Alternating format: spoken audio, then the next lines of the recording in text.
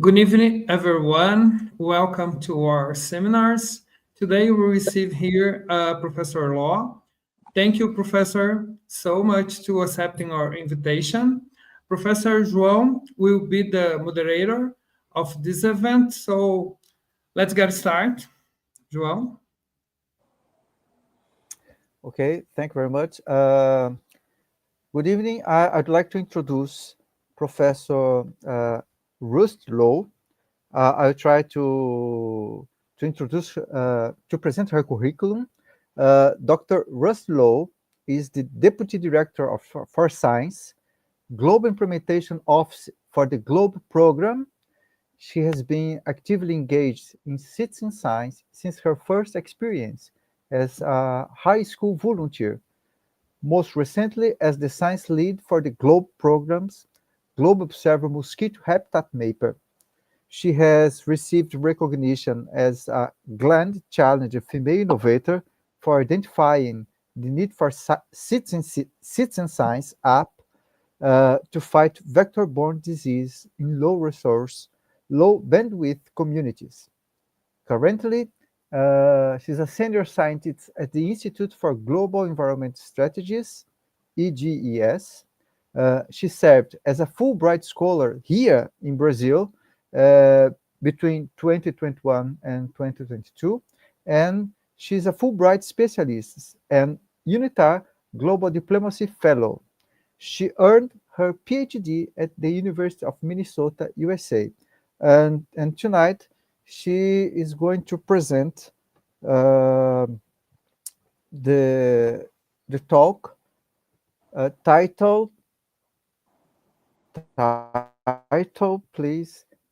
Title: Promoting Civic Engagement and Environmental Action Through School-Based Citizen Science. As usual, she will present her her lecture, and after her talk, we will have the moment to bring the comments and the questions. So, Professor Law, please feel free for your talk. You are very welcome. Thank you very much for accepting our invitation and giving the opportunity to have this talk. Thank you very much. Please Thank you, feel free. Dr. Christopher Folletti, and it's very much a pleasure to be here today to talk to you about something I really love and really care about, which is citizen science, because it is such an important new way of really doing science that has important implications both for promoting the kind of sustainability and resilience that we need in our communities, and also it's a wonderful new way to engage students also in learning about the world around them. And so, thank you for the next slide.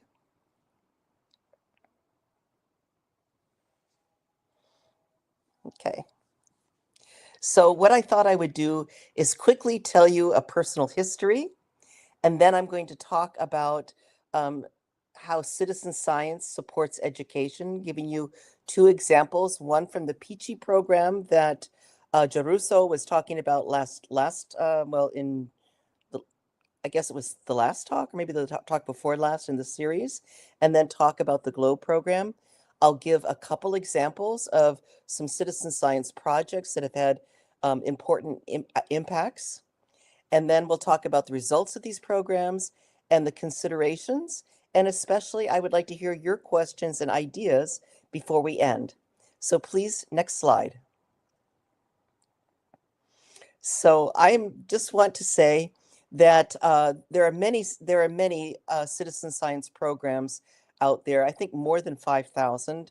There are about 1,400 in the U.S. I think there are 2,000 in Brazil and South America.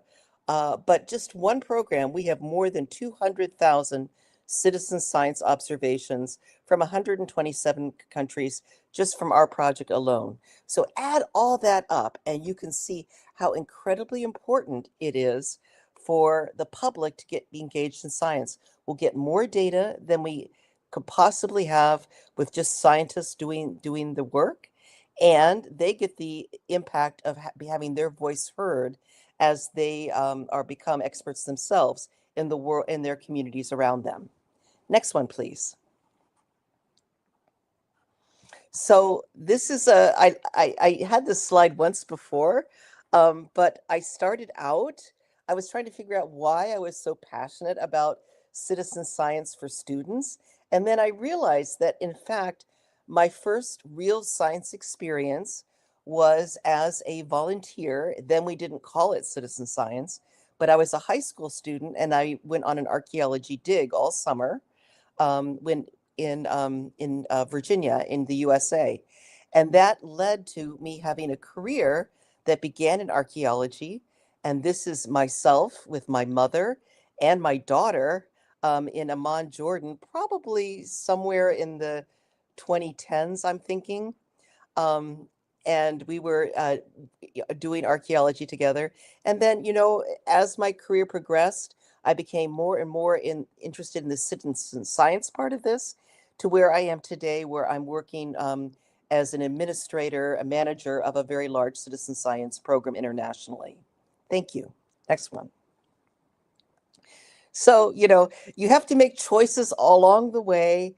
And I had this early experience as an archaeologist. And usually you sort of think when you develop your career, yeah, I'm going to be an archaeologist. But in actuality, I kind of took many, many different directions. And I started out in archaeology. Archaeology made me interested in past climates. So I became a paleoclimate person. And then from that, I began to become interested also in current climate. And that's where I began doing most of my research. And then I went through working at universities for about 20 years.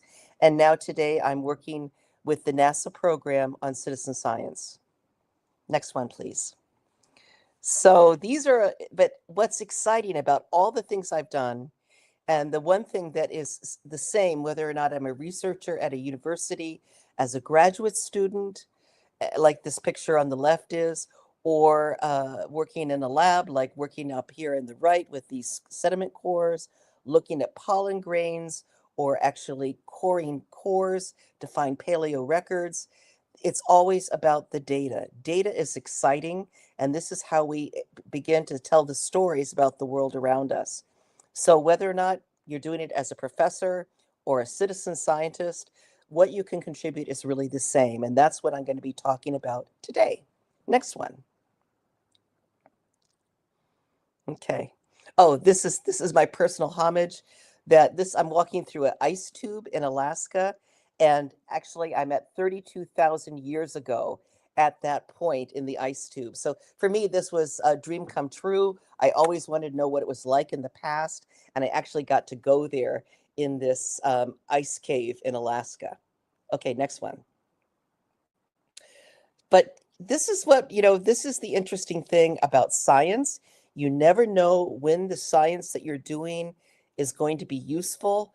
Studying paleoclimate back in the day, I was just really interested in knowing what the conditions were like when people started growing food, when we began to set up cities, when we began to when humans migrated into Europe and began to become agriculturists, and setting that against the changes over time of climate. And that's what you see on this one graph. And it wasn't really until the 1980s that we realized that all this data that we collected, just because we were interested in it, would allow us to develop climate models so that we could project future conditions because we're experiencing climate change. So this is another part of science that really excites me about citizen science. You never know what data will be useful, so it's good to collect as much as we can. Next one. So, yep, so climate change is a big deal now, and that was not something that I was thinking about when I was a graduate student in the 1980s. Next one. Okay, so that's my little personal hello. Today I'm working with the GLOBE program. GLOBE is described as the human-powered Earth System Observatory, and we are NASA's eyes and ears on the ground. If you think about NASA, you probably think about satellites. Next one. And you think about satellites, you think about going to Mars, you think about going to moon. And we do, you know, NASA, we do have lots of satellites. We also have balloons. We also have flyovers with scientific airplanes. We also have CubeSats. And I know that Brazil has quite a few CubeSats. So those are all ways that we look at the world around us. But what we do in citizen science, whether it's Peachy or it's Globe or some other citizen science on the ground, we are those ground-based observers. And you can see that in this yellow circle. Next one. So there are some principles of citizen science. I think probably Giarrusso mentioned these in his talk last time, but this is what's really important. It is a very democratic process. Everyone can participate. Everyone has access to the data. Everybody can analyze the data. And everybody has the results of the data and have the ability to publish about the data. So that's a little bit different than how science has been for the past, I think, century, where science has been looked at a little bit as something that specialists do. And it's true that specialists can have a leading role in a lot of the science we do, kind of identifying questions, but they can also work with others, including community people, in order for all of us to contribute to what we need to know to have a resilient and sustainable Earth. Next one. So why is citizen science so important for scientists like me? Well, from a scientific perspective, we have citizen scientists, the public, working with scientists can deliver research data that we wouldn't otherwise have. And these are what we call the 5 V's of big data. And I'm wondering if we have something like this that people talk about in Portuguese. But the 5 V's of big data in English are velocity, which is how fast you get the data, volume, how much data, variety, we're getting it from all different places and all different kinds, veracity of the data, people are citizen scientists, they know what they're doing that one thing well, and then we have the value that comes from all the data we're getting around the world. So these are the 5 reasons why citizen science data is really useful and an incredibly important component to mainstream science. Next one, please. So now I'm going to talk just briefly about the GLOBE program. GLOBE is an acronym. It stands for Global Learning and Observation to Benefit the Environment. And this project was around, has been around now for 30 years. For the first 20 years, it was really a school-based program. So it was a classroom-based program, which connected students and their teachers with scientists, with research questions and opportunities to do authentic science, which we now all know as pedagogians is the best way to get people to learn science, is to do real science. And so this program really allowed that. But in 2015, we had some folks that grew up as GLOBE students and they wanted to continue doing GLOBE. And so at this time also, citizen science was really becoming very well known. And so we opened up the program to anyone who is interested in participating.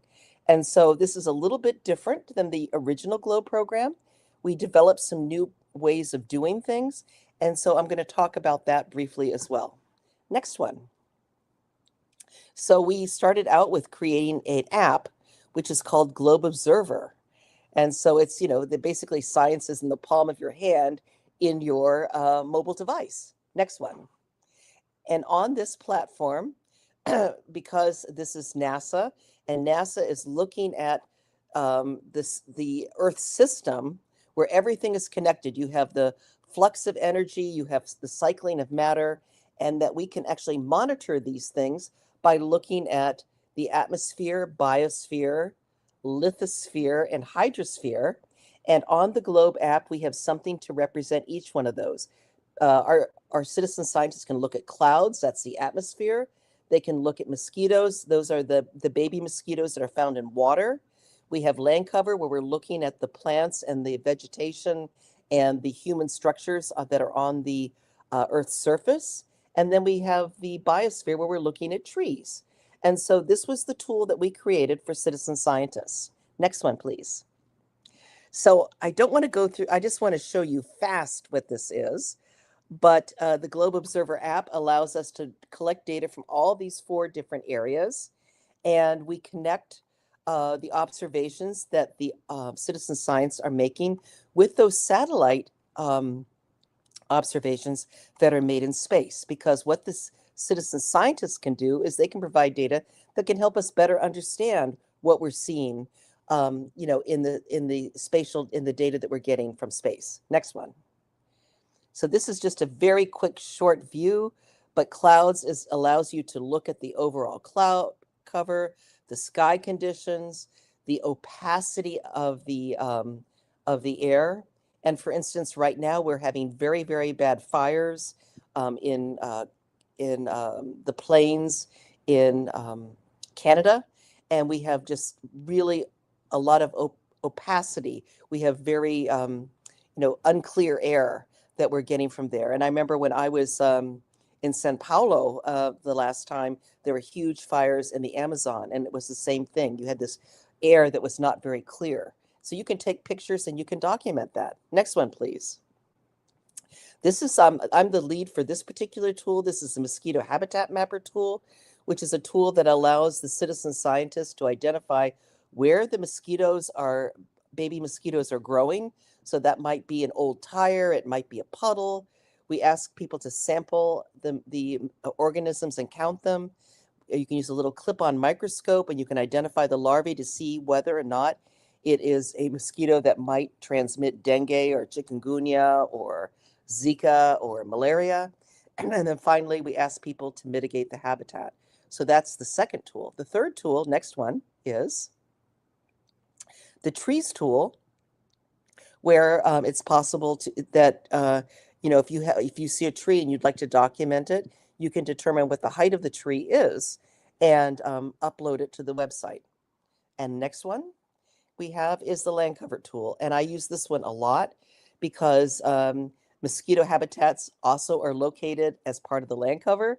So whenever you do a mosquito observation or you do a tree observation, we also ask you to do a land cover observation. But basically, we ask people to do this by taking photos. They take their camera on their mobile device, and they go up, down, north, south, east, west. And then those photos are an archive of what that land cover was and can be classified and analyzed either by humans or by AI. Next one. So there's some really important reasons to get citizen science in the schools. And one of the reasons why this was something that the GLOW program did was that we know that someone that's going out on a beautiful sunny day might want to take a picture of an araucaria tree, right? But maybe they'll never do it again. But if you have a school program and they're studying these beautiful, iconic trees in Paraná, right? They might do that every year for a week, or they might do it once a month for a year. So we know that we can get a lot more continuity in the data if we also include teachers. And when you have a teacher working with a scientist, there is this reciprocity, which is this relationship where both parties are getting something out of it. The scientists are getting data that they really need for the work they're doing, and they are providing to the teacher professional development. They are providing a role model for their students. They're providing educational materials that the teachers can use. And so everybody benefits from this relationship. Next one. And so, like I said, we were originally a classroom program. And so we have many features in our citizen science program that used to make us very unique. Next one. So when I talked about why do you do citizen science for science reasons, it's because of all the data you get. But with youth working in schools, we're getting that really authentic engagement in science that happened to me as a kid when, as a 15-year-old, I got to do archaeology and I went, wow, I love collecting data. I love analyzing data. I love having a job that I can be outside scraping soil all summer, so that it's that authentic engagement that can really turn a life around for a young person who's trying to figure out what they want to do. It also can, by being authentically engaged, we know if they're doing something, they will learn something. If they hear something, maybe not so much, right? But also, because they're doing real science, they're developing critical thinking and research skills. They're gaining 21st century workforce skills, including computer literacy, data literacy. By working on a problem in their community, an environmental problem, they can become more engaged, have more civic engagement. Through citizen science, as I said earlier, we have the democratization and the accessibility of science. And there are also wonderful benefits for those educators and enhanced learning outcomes. Next one. So I said we were very unique, but I'm so proud to say that the state of Paraná has this program. I know that Jaruso had talked about Peachy in the last talk, and I was really honored to be part of the development of this program when it was just first getting started. But Peachy and Globe share a lot of the same characteristics in how we have set things up, because we now know what is the best practice to have a good program that's in schools. Next one. So we know that, for instance, and this does not, I'm sorry, I don't have any statistics for South America, but in the US, we have something called SciStarter. It's a place that you can register your citizen science project. And right now there are about 1,400 projects. But of those projects, less than 20% of them provide anything to help teachers use citizen science in the schools. And most of the time, what they offer, it's not specifically designed with classrooms in mind. It doesn't think about, oh, what do kids learn in school? What do teachers have to teach? At what grade level do they learn this skill? And so as a result, the ability for teachers to use a lot of citizen science projects varies quite a lot. And so there was an article that you might be interested in. It's written by Smith in 2025, and it's in the journal Citizen Science Theory and Practice. And it's really quite a good article because it really describes what makes a school-based participatory science program work. And they described it as it having a stool with 4 legs. So let's take a look at some of these legs. Next one. So one of them is, if you're looking at this, you need to have first a really good science project that's interesting. And so that has to be, the data needs to be collected fairly easily by the grade band that's doing it.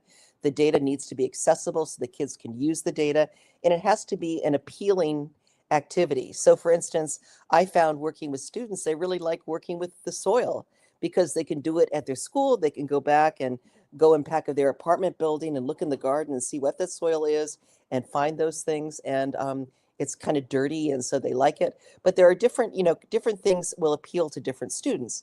Next one. So for instance, the Peachy program, we have 50 protocols for Globe that describe different kinds of science investigations that students can do. I think the Peachy program does a really good job of actually making those a little bit more narrow and a little bit more interesting for students. Remember, they just got started. We're 30 years old, so we can now learn from our granddaughter program, the Peachy program. They have the Araucaria hunters. I learned when I was there about how important and iconic this tree is, the different growth forms, the fact that it's a keystone species, in the Atlantic rainforests. I mean, not the Atlantic, yeah. Anyway, in the rainforests, and that they are also like incredibly useful in terms of culturally. They've been very important for a long time, and especially in Paraná, they are an endangered species, and yet they're the oldest tree out there. So documenting these trees and reporting on their health, this is something really important to, I think, a lot of kids. But kids are also really interested in the world. There's a school environment, school food program There people can actually talk about the food they got and complain about it and describe what it is and how it could be better. Beach litter all over the world. We're now worried about microplastics. And so they found these projects which are of local interest and importance, especially to students in Paraná. And they do have that ease of collection and ease of participation. Next one. So besides the project, we have the project support. And this includes having teacher training, doing workshops so the teachers learn how to do the citizen science on their own, providing materials they can use, activities and lessons. And these are all pictures that came from when I was in Brazil, I think in 2017. This is the first time I was there. And we were teaching teachers how to use the Globe Observer Mosquito Habitat Mapper. This was right after the Zika outbreak. And so we're trying to get a lot of teachers and schools engaged in eradicating these mosquitoes so we wouldn't have so many cases of disease. Next one. So in terms of teacher professional development, this is once again from Peachy, but they are doing exactly the same thing, maybe a little bit better because it's a little bit newer program, but they have an online training course. We do too. They have an ebook with all the materials in them. We do too. They have field guides. We do too. They have videos. We don't. We should have videos. It's stupid we don't have videos. But also we have always worked with schools. But Peachy program is also reaching out to science clubs, and they're doing a lot of research. So once again, I look at this as, this wonderful, we finally have someone that we can really talk to about and work together to improve school-based citizen science. Next one. On our website, we have lots of resources. So we have things we call classroom ready activities. These are some have been created by the Globe Program Office. Most of them have been created by teachers around the world that have developed activities that they use in their courses as they collect data. We have a part of the site where we have Get Trained, where you can sign up for a live workshop or you can get e-training. We have a place where you can find a scientist to work with. We identify periodic campaigns and projects, which we run all over the world. So, for instance, for Earth Day, we asked for schools all over the world just to take a simple temperature. On one day, we have all these, hundreds and hundreds and hundreds of reports of what the temperature was in different parts of the world. And so, okay, that's a little bit simple, but that was it was an engagement activity to try to let people say, hey, it's Earth Day. What can we all do together? Well, the temperature is changing. What is it happening on this day? So that was a little bit of a learning activity. We also have equipment that we tell people what equipment they can use. We have publications. We have a place where you can look at My NASA data and so on and so forth. So we have lots of these supports. Next one, please. We also have guiding questions. In the US now, a lot of science is done through identifying guiding questions like what do plants need to survive? And then from that, you can build a whole curriculum out of it. And we have different activities that go with those guiding questions. Next one. We also have what we call 1 week pacing guides. So a teacher might say, okay, I want to do citizen science, but I could only spend a week of my science classes doing that. And so we have created these very simple 1 week guides so that anyone who wants to do citizen science, even if they only have a little bit of time, can still do it. Next one. And then, of course, we have the e-training modules online that can be used so that teachers can learn the protocols and know how to collect the data, and then they can take that e-training module and show it to their students. It comes as a PowerPoint, and they can just show that to their students as well. Next one. Okay. So that's, so the program's really important, and then the supporting materials and supporting programmatic elements are really important, but also what's really important is the teacher and the teacher context. And so we have to always ask, what training do these educators have?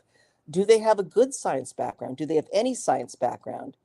In the US, we have a problem that a lot of don't have confidence in science, in their own science. And so that's we want to raise educators' confidence in their own abilities.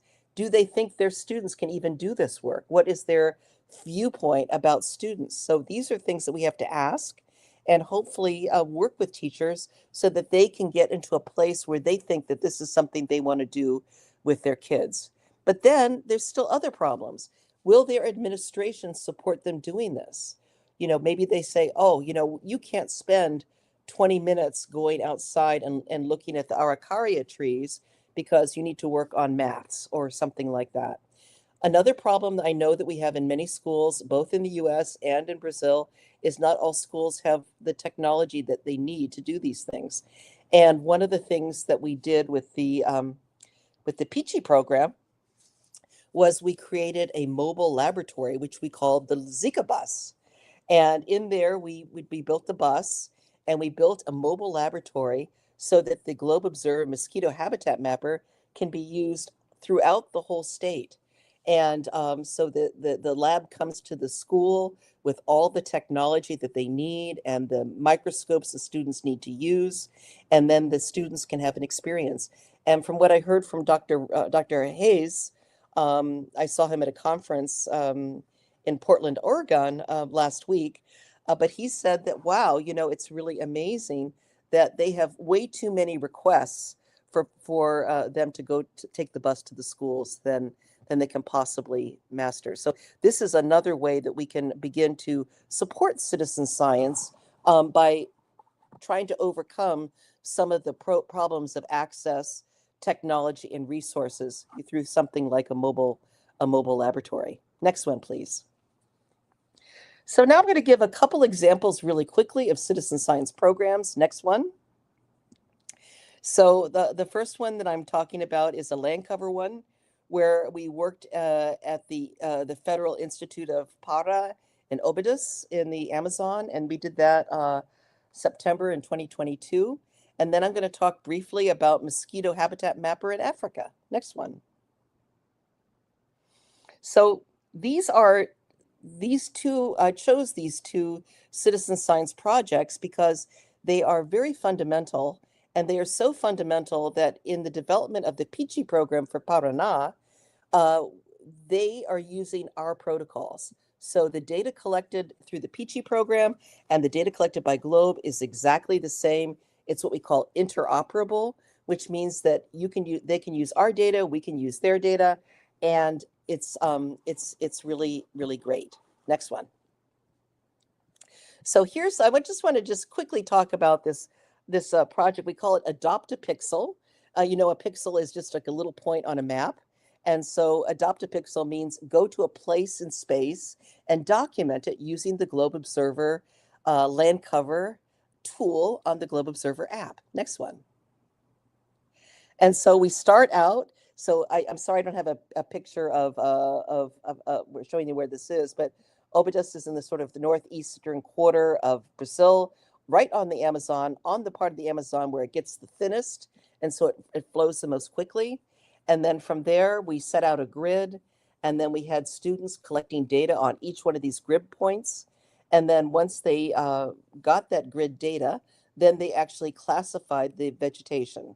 And this is a really great way to start doing really important research that has, policy implications for a community. Next one. And so we just showed that, this slide just says that this is something that it's a way for the public to learn about science. It fosters conservation. It makes for environmental action. The data that we're collecting, whether it's in Óbidos, Brazil, or in Boulder, Colorado, USA, this data is critical for decision making for our planet's future. So it's really important. Next one. And so we also did a project for mosquitoes and disease risk. Next one. And but I'm going to talk now more about the Óbidos because obviously a slide got in the wrong place. Oh, it's very, very embarrassing. Okay, but here's the Óbidos Adopt a Pixel project. And here you can see where the little town is, the thin part of the Amazon, and all the students that we were working with. And we were working with 40 students over the course of a week. And we worked in the laboratory at their school. And we made some decisions about collecting data. Next one. And so there are three different, and so we we use the tool as I described, taking pictures up, down, north, south, east, west. The data is then uploaded to the GLOBE database, and then it can be downloaded for analysis. So we had 3 projects that you could do with this kind of data. The first one is to validate map products. And so many people do not realize that when you look at a map, the map is a hypothesis, right? Everything on the map might not be exactly where they say it is.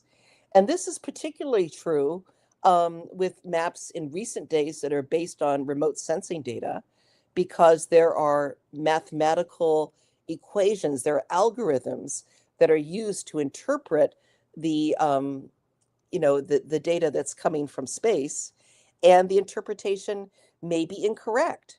And so you need to have people on the ground looking to make sure those things are accurate. And that's one thing that citizen scientists can do with this tool. And I have to say, that's a really fun thing to do too. Next one. Another idea is you can look at change over time. We have a satellite, the Landsat satellite has been in the air since the 1970s. And there is a tool that that's easily available online. We gave it to the students in this community, and they are able to look at changes. So if you look at the box on the right, it says 1984, and you can see in 1984, the town of Obidus was just a little tiny little bit of a grid on the right there. And by 2021, you have a fully gridded city. And so all those changes can be looked at year by year by year, and you can look at what happened during those times. Why did you have those changes? Was there a fire? Did people come in and clear the forest for agriculture? And then a city evolved. You can begin to talk about that story in terms of the changes in the land cover. And of course, some of those changes are anthropogenic because of people. Some of it's because of climate. Next one. So another one is you can use student collected data to develop and train and test artificial intelligence classification algorithms. And we actually had a paper here using the Globe Observer land cover data doing exactly that. And we actually have some lessons that teach our students how to use AI in this kind of context. So, we're really trying to help our students, get those data skills that will get them those good jobs in the future. Next one. So now we're back to mosquitoes again. So thank you for that little mistake there. But, I got very interested in mosquitoes because of the huge, huge humanistic problem that we have with that, and this is a statistic you may have never heard, that over the course of humanity, we've had about 108 billion human beings.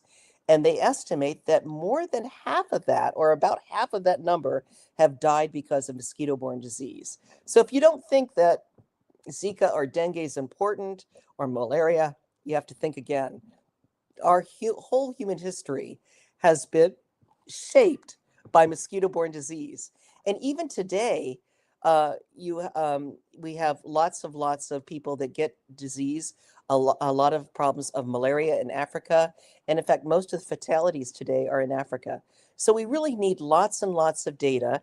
And what that means to me, it means we need citizen scientists to go and collect this data so that we can begin to build models that will help us develop policies to prevent mosquito-borne disease. And citizen science, because we got the volume, velocity, and variety of data, we can meet that challenge. Next one. So I don't want to go too much into it, but I do have some publications you can look at later if you're interested. But, we're not the only citizen science project on the block. Like I said, Peachy is collecting mosquito data. iNaturalist is collecting mosquito data. There's one other program that's really big called Mosquito Alert. Well, all our data is coming together on one platform so that scientists can get this data. And on the right, you'll see that that we actually have a mosquito artificial intelligence that is now being built to recognize the photos that people upload so that we can say, yes, that is in fact an Anopheles.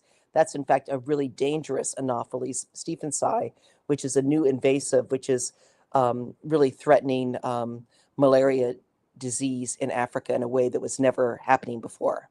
Okay, next one, please. So all our data is open. Anybody can use it. I know that the data that is collected by Peachy is also open for all the teachers and students that can use it. And I imagine it will soon be open data. Next one. And it's, we talked a little bit about the civic impacts of this and the results of the program. And I think one of the things that is perhaps more important in the US than anywhere is realizing that we are not just one country. We are global humanity. And if we work together, we can solve problems in ways that we never could. And we're going to see this with the US has been one of the largest donors of public support like USAID and some of these other programs. Now that that's pulled away, we need to work together as a world to solve these problems. So, the GLOBE is a program which is found in 127 countries. We have, over 270 million measurements and, over 1 million citizen scientists and, 50,000 schools, so we're at a scale where we can really make a difference when it comes to collecting data and analyzing data. And we can work globally because we can compare what we get from, for instance, data that can come from Benin can be compared to data that comes from Brazil, which is also a globe country. Next one. And what are the benefits for students? It's amazing. Besides, someone like Rusty Low as a 15-year-old deciding, wow, I'm going to be a scientist, right? But you're also building public science literacy. Not only are the kids learning about it, but they're going home and telling their mom and dad, wow, I'm doing this mosquito project. And did you know that this dangerous mosquito was found in our backyard? Do you think we could do something about dumping out all those water containers that are not there on purpose? The ones that are just haphazardly carrying water, dump them out, throw them away, and make our house more safe from disease. This was a demonstrable outcome that came out of that project. Science capital. I think that was the topic of Druso's talk last time. But you are building science capital in every participant that is working on the project. It is fostering environmental justice so that even students that are found in low resource communities, they can still use these tools like the land cover tool or like the mosquito habitat mapper tool and protect their communities from problems like wildfire or mosquito-borne disease. And it's a really important way that we can get all students, including those that are underserved in science, getting them more interested in things because there's very often something that can support their neighborhoods. And that is something which is very compelling for many students. And importantly, I think also it's a gateway to computational literacies for youth. So if they collect their own data and they put it in a spreadsheet and they make some graphs, maybe run some simple statistics, they're well on their way to beginning to get into some of those great jobs that are going to give them a fantastic future. Next one. So I tried to do 45 minutes. I think I stayed pretty close. But thank you very much. I just wanted to say that this work is supported by NASA. We're a NASA grantee. We work with the NASA Earth Science Education Collaborative. And if you want to see the next slide, you'll see that, and I'm sure we'll make these slides available to you. These are a few references that I think are really, really good if you want to find out more about citizen science and how it can be used in classrooms. And here's my email. I am very happy if tomorrow you think about something I talked about and you'd like to have a reference or you'd like to have a chat about these things. I really enjoy hearing from you. And Google Translate is my friend. Okay, I think that's it. If we want to just now maybe look at, see if anybody has any questions. Dr. Cristofoletti, if you want to ask if people have questions, I'd be happy to answer them. I'm also interested in comments, questions and comments. Okay. By the way, thank you very much for presentation. It was very, how can I say? It was very clear. We can learn a lot about citizen science. As I said, Well, just to for the people to know, before we start talking, we had a short conversation, me, Professor Klutz, and Professor Rusty, and I said I didn't know about citizen science, and it's such a passionate subject, and it's quite. I'm so happy we have this chance to learn a bit more and to have the chance to talk about it. I try to follow the chat, and we have already some few comments and some questions. Also, you have some few colleagues who showed up, like Jailson said hello, and also Luis Antonio. Oh, Luis Antonio Lopes de la Fuente also said a kind words to you. One of our students, who is also a teacher in primary and secondary education, Leticia Laura, one of our colleagues in the program, our student, she said, "I have already participated in training in the Global Observer program about combating dengue fever." So one of the issues that you brought to us, she was engaged in. I will bring two questions made by Jailson because I think they are connected. But if I'm wrong, you can just say it.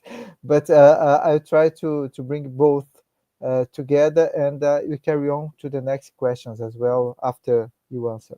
The first one, Jailson asked, in the Globe project, how much data is collected in 1 month? Which is a very curious Mhm. question. And he also asked, using the clouds protocol, does the data show differences between the last 10 years due to global warming? Uh, well, is Okay, good. So, Dr. Jaruso, it's so nice to see you here today. I hope you're doing well, and I really enjoyed your presentation that I reviewed before I came here. We have about every year, every month, we get about 500,000 measurements that come in from around the world. So it's not tons and tons, but it's really quite substantial. And so that shows the importance of having a project at scale. Now, the clouds thing, looking at clouds, have we seen changes in clouds over 10 years? And I can't answer that question. I think that one thing that's exciting about being a scientist is always having the ability to say, I don't know, but I know how I can find out. And so Dr. Marilei Conan Robles is the person who's in charge of the clouds program, and I just never have asked that question, so I don't know the answer, but I will be able to tell you. I will reach out to her after this call and see if I can't get that answer for you.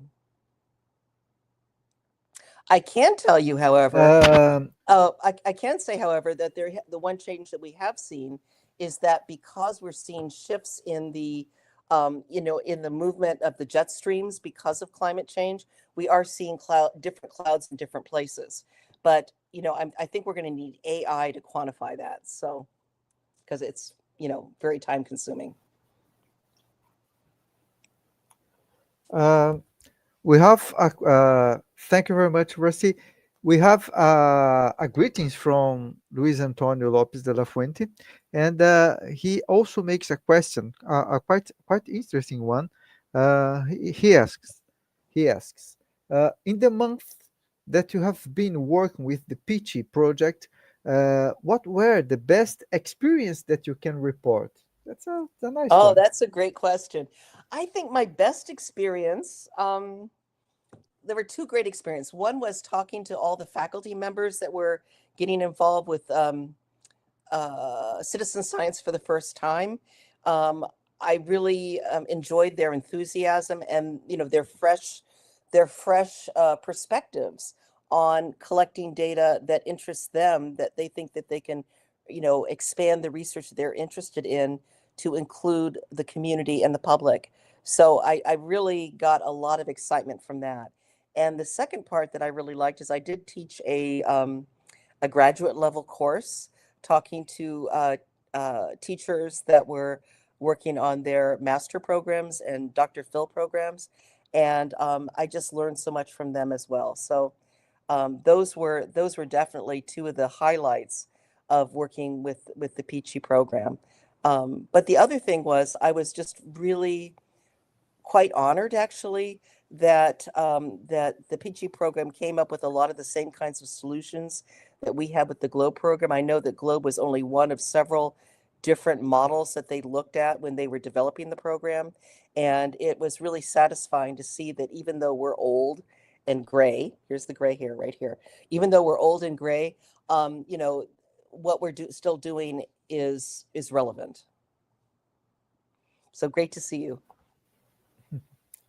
Uh, I'll put one more question for Jailson. Uh, he asked you, uh, what is the importance of the Brazilian Space Agency for citizen science protocols? hmm That's a really good question, Jeruso, and that has to do with the structure of the GLOBE program. Because of the fact that every country has its own sovereignty when it comes to data. When this program was set up 30 years ago, it was felt that if data was being shared by one country and then made available to everyone everywhere, there has to be someone that says that's okay. And so that's how we set up these what we call bilateral agreements between the US NASA program as part, you know, which is science in the US, and other organizations and countries. So in some countries, the the ministry that is in charge of running Globe, for instance, in Peru, it's the Ministry of the Environment.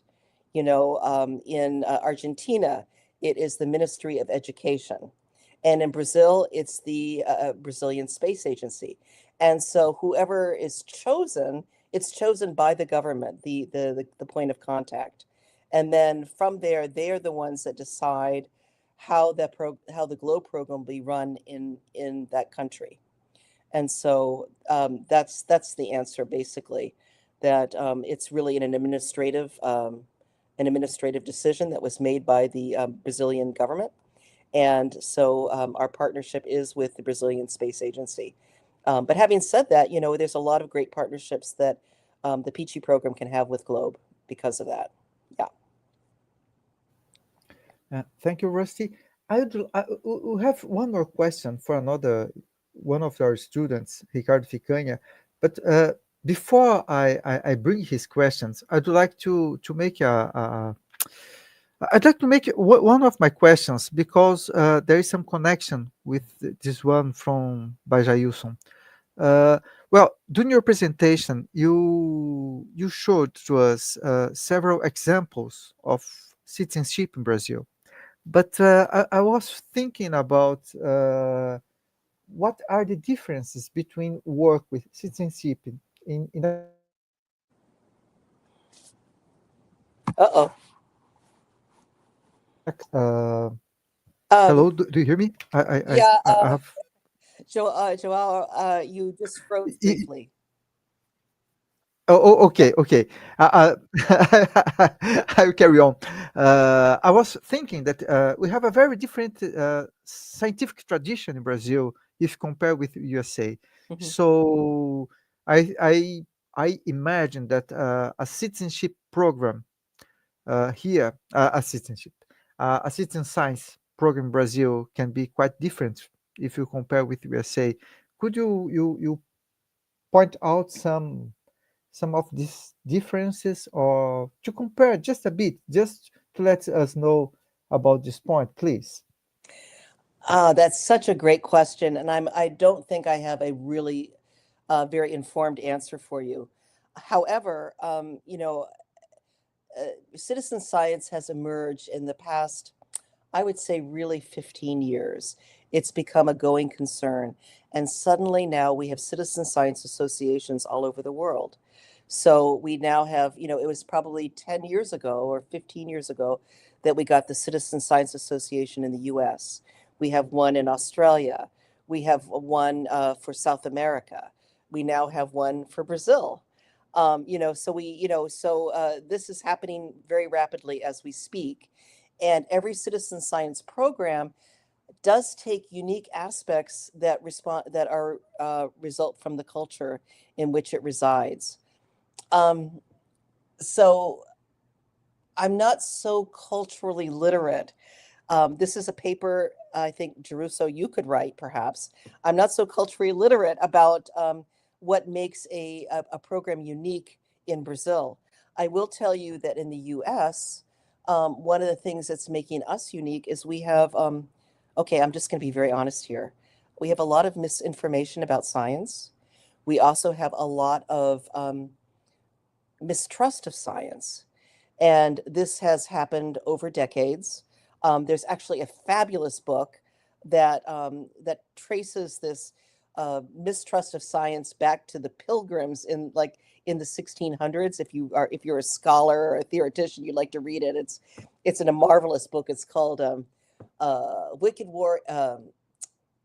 Master Mechanics and Wicked Wizards and Master Mechanics, and it's basically it talks about how Americans have always had this mistrust of science. So one of the reasons why citizen science is so very important, I think, is that if people see that science is built of data that you can see out there and you can quantify it, perhaps they will have more trust.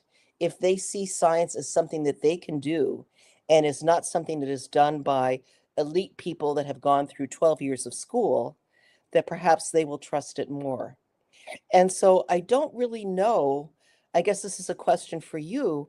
If you have that same problem in Brazil with mistrust of science and of miscommunication of science. And I think the US leads the world in climate denial, climate change denial, even though we've been doing the science there for years. And, in our science community, it's 100% unequivocal. But there are these very large, usually funded by economics. They feel that that is not a good message because it's going to hurt business. So that, I think, is one reason why U.S. citizen science has a different flavor. I know that's not the question. That was not what you answered, but the answer that you were looking for. But I think that maybe we should do some research and write a paper on this.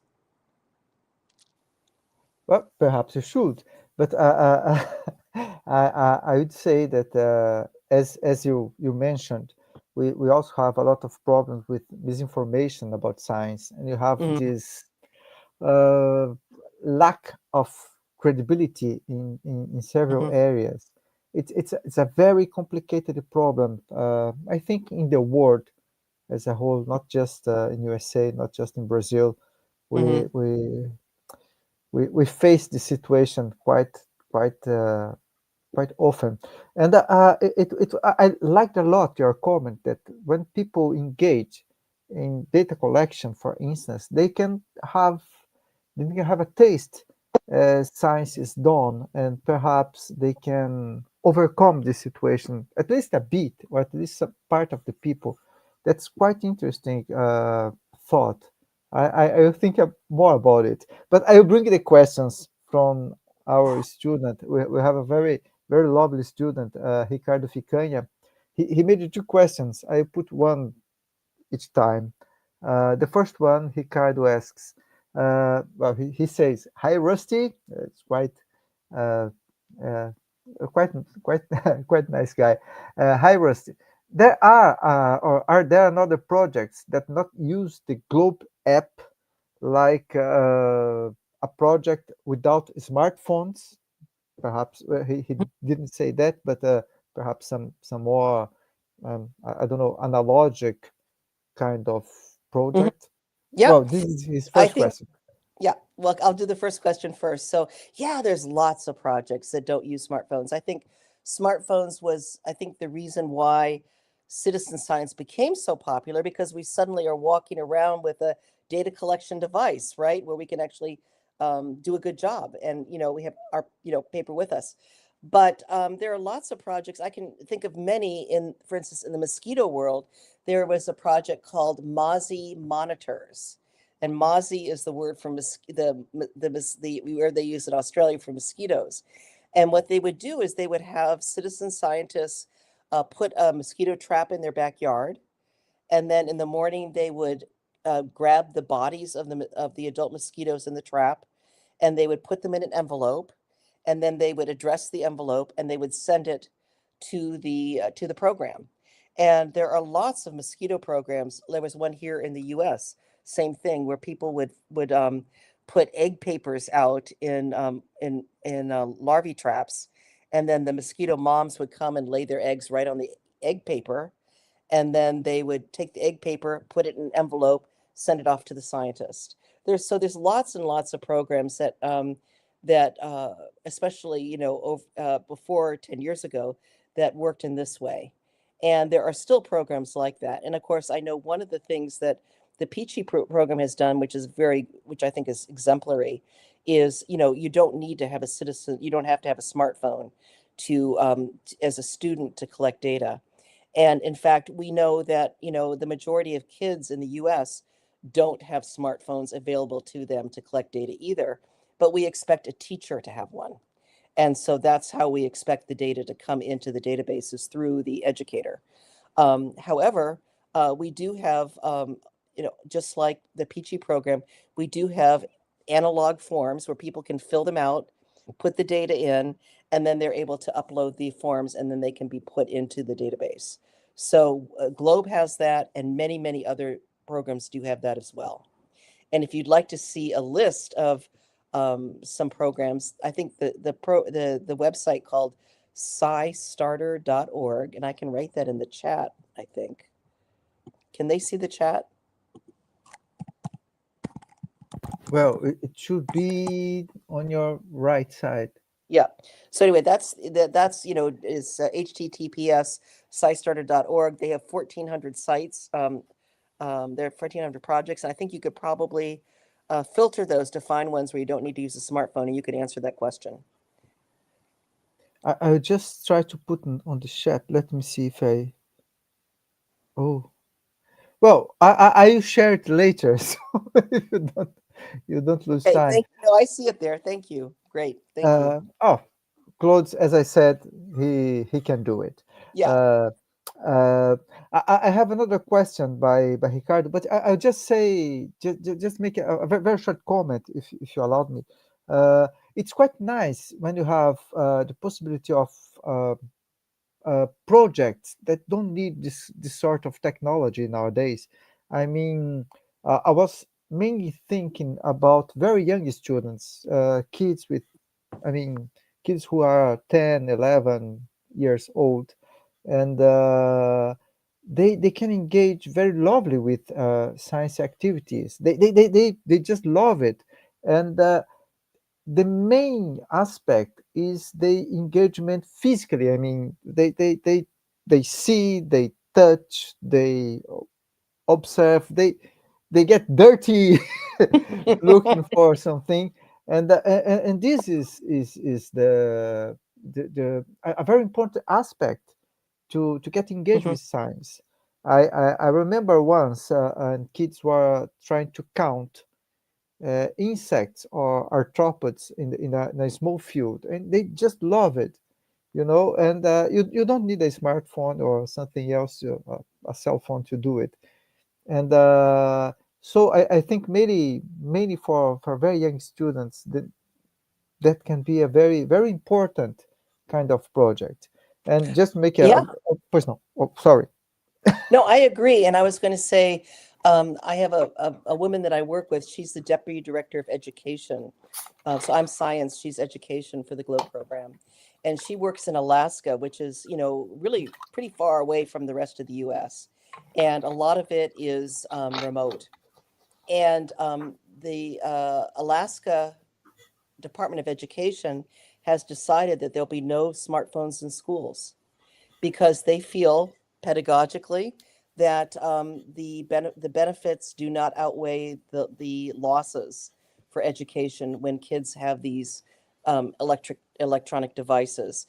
I think it ties a lot back to a lot of that mind and hand research about, if you touch something, you learn it. if you write something, it's easier to remember than if you type something. But they've just made that decision. So the GLOW program then has to make sure that, we were hoping, not me, but the general program is like, oh, in a few years we won't have to have these paper forms anymore. We can move straight to everything will be on the smartphone. And, we were kind of moving in that direction. And now people are realizing the limitations and some of the pedagogic drawbacks of going to an all electronic environment. And so we need to adjust to that. And I think it's a very good thing, actually. No, I agree completely. And actually, in Brazil, I sometimes I just play with people. I say that the most important pedagogic policy in Brazil recently is that in last year it is forbidden smartphones, cell phones in schools, in Hmm. the primary and secondary schools. And you can ask any teacher, uh, everyone agrees it is a very, very smart decision, very important decision. But they have problems with the students, but uh, Hmm. this is part of the situation. Yeah. I will make I will make the other question by Ricardo, which it's somehow a bit similar the question I did, but I will bring it anyway. Ricardo asks, Professor Low, what what difficulties do you see by part of a government to implement the citizen science like an institutional program in all public schools? Do you think uh, do you think that that's possible? Oh, boy. Yes. Thank you, Ricardo, for this incredible question. That's a very difficult question. I think it it is dependent on how much you trust the government. So, for instance, the GLOBE program in the US, just like we have GLOBE countries like Brazil, we have 50 states in the US, and in those states, each one, just like Paraná, can make their own decisions. So, for instance, the state of Alabama decided that all schools in the 8th grade would use GLOBE because they saw it as this great opportunity to do authentic science. And it has really, really supported excellence in science education in those schools. Now, I think that in the US, there is a lot of fear of policies coming from the government telling what a district should do, what a school should do, what a teacher should do. And so I don't want to weigh in on that. But what I will say is, were I a teacher and I was being provided with these incredible educational materials that are so much better than the textbooks that we have to buy for our kids. And if I have the opportunity to work with a program so that my kids get to meet a real scientist and have that scientist come to the classroom and talk to them about the research that they've done, I know that I'm going to feel like I've done a better job being a science teacher than if I just gave them the textbook, gave them the multiple choice tests that the government makes me do, you know. But I think that there is in the US, I think there's a big problem with anything top down. That's one reason we don't have Globe in every schools. There's no mechanism for that. Every district in every state makes their own decisions, and then those decisions are propagated to the schools, which make their own decisions, and then teachers can decide what they want to do. And I don't know the situation in Brazil, if it's similar or not. Well, um, we have different degrees of freedom in the Hmm. schools in Brazil. So, and but we have a very strong, how can I say, top-down policy, Hmm. educational policy. For instance, in Paraná, uh, there are some very, very serious criticisms about the way our educational policies are being driven this way. We there are a lot of controls on a lot of control on teachers Hmm. who needed to perform very specific tasks, even basic ones. So I don't know if you can just choose to do a project or not. It's Mhm. we can, but we have a very limited space to do it. So it's Mhm. I mean not physical space, but a political space to do it. I It's understand, quite, yeah. it's quite And complicated. and Yes. I think that in the US we also have these national standards that all kids have to learn these different things, and they are determined that in this year you'll learn this, and this year you'll learn this. And so, that is why Globe itself has never been called a curriculum, because teachers have to usually use the curriculum used by the school. So what we have is we have opportunities for students, for teachers in classrooms to collect data and do an activity, but it's looked at as something that they can fit into something that's already existing, and that is a limitation that we have. There are some countries, and I don't have them off the top of my head, but there are some countries where Globe is integrated into the science curriculum, and they do a phenomenal job of what they're doing. But we Well, don't have that flexibility. well, we have very passionate teachers in Brazil who does a amazing job when they have the opportunity. Uh, it, it- Here in Paraná, I have so many. Some of them are here, listen to you now this night, tonight. Um, but we don't have more questions. I just have one. Actually, I have many, but I just want. I'll Yeah. make just one. It's a bit different about the kind of questions people made. Just because, as I said earlier, I'm a kind of philosopher, so I have this complicated questions sometimes. But I have something came to my mind when I started reading about citizen science, and it was about the quality and the reliability of the data collected Hmm. by the regular folks. I mean, they're not scientists. Okay, Hmm. sometimes they have some training to prepare them for the data Hmm. collection, but I think they can make sometimes basic mistakes. And for instance, about this mapping out about some diseases or mosquitoes, or this can lead us to very misinterpretations of flow informations. And I would like to ask you about this kind of ethical issue about if you can say something Yeah, of about course. Yeah, this of aspect, course. Yeah. please. And no, So, and that's actually one of the big jobs that I have, Joelle. Uh, yeah. What? Okay, thank you. My cook has just come and told me that dinner will be ready in a half an hour or so. So so thank you, Mari. So okay, so data quality is a big deal.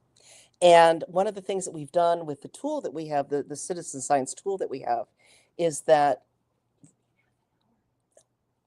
um, the reason why we collect the data the way we do is we ask people to take photographs.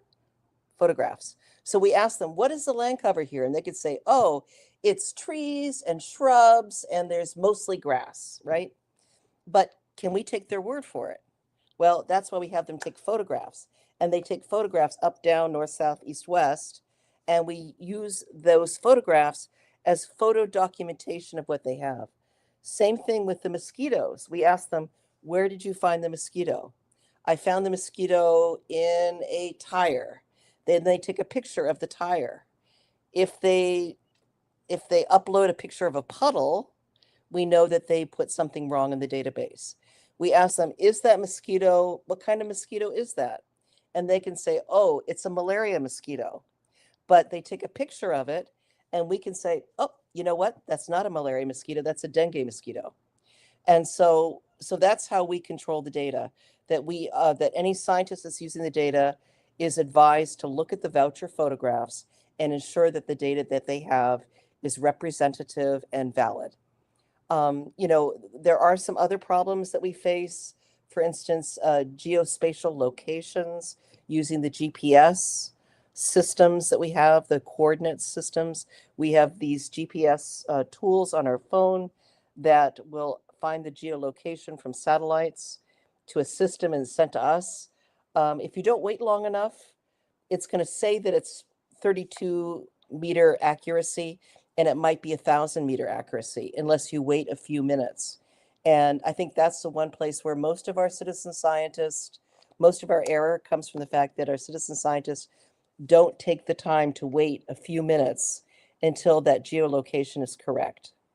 And so we know that in our phone, we can get about a 3-meter accuracy on where we're finding data. But if they just look at it, open it up, and press the button, it's probably going to be 60 meters. So that's education. We have to give them that education, and we have to let scientists know that even though it says it's 3-meter accuracy, it may not be. And so, the scientist has to decide for themselves if that data, with those data quality limitations, is still useful. And it might be, or it might not be. But that's my big job, actually, Dr. Krista Folletti. My job is to work on improving the data quality in our database and finding the places where we have issues, documenting that for scientists so that they know when they can use the data. Thank you very much, Professor Low. Jailson just said it's always good to hear you talk about citizen science. Well, he can say it is always good, and I just say it's. I can agree with him. It's really quite good to hear you talking about citizen science. I just love it, and I just like to thank you for your talk, your comments, your answers. It was very, very, uh, um, very. Oh, sometimes the word in English didn't come. I learned a lot. I just would like to say that. Thank you very much, Professor Lowe. Well, and I want to thank you, Dr. Krista Folletti, for giving me the opportunity to speak to this audience and to share one of my passions. Well, actually, two of my passions, which is science and education, and they come together with citizen science. And I remain once again. If I'm going to put my email in the chat, so if anybody does have any questions, I would really like to hear from you.